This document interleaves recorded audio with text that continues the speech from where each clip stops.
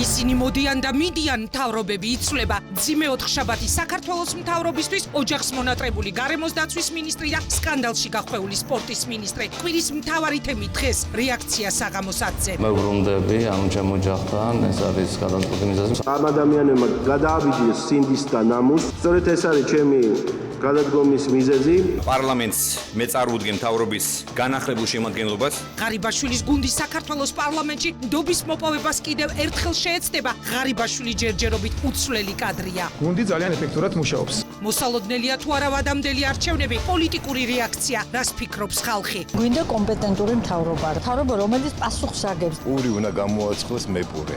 მე მგონი უკეთესობისკენ იქნება ყველაფერი. ვიდრე მთავრობა მოვალეობას ასრულებს, ლარის კურსი კიდევ უფრო ეცემა, ხელისუფლება დამტკიცებას ელოდება, მოსახლეობა კი გამოსავალს ეძებს. ხალხი ძალიან გაჭირვებულია. მთავრობა უნდა იყოს ხალხისკენ. დღეს 22 საათზე საუბრობ თემაზე, რა ხდება ქვეყანაში, რამ გამოიწვია სინამდვილეში სამთავრობო ცვლილებები, გუნდი, რომელიც პასუხისმგებელია ქვეყანაზე.